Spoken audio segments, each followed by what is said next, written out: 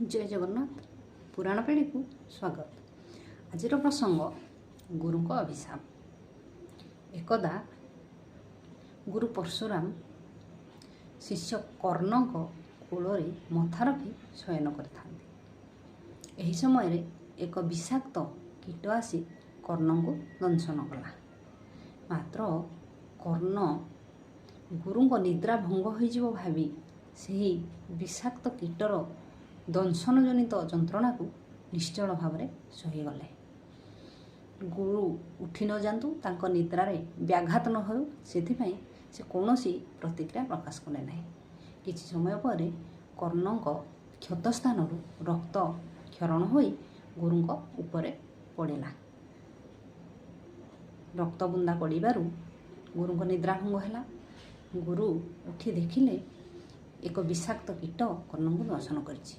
गुरु परशुराम को बुझापी बाकी रहा नहीं जे कर्ण जड़े क्षत्रिय संतान, कहीं क्षत्रिय व्यतीत अन्य कौन संतान एत बड़ विषाक्त कीटर दंशन को निर्विघ्न निश्चल भाव में सह्य कर।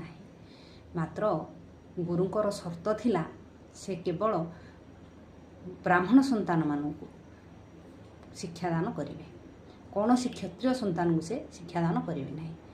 कर्ण छलना करी मिथ्या कही ब्राह्मण संतान परिचय दे तांकठारु विद्या शिक्षा करते। एक जानिबा परे परशुराम क्रोधित हेले एवं कर्ण को अभिशाप देले।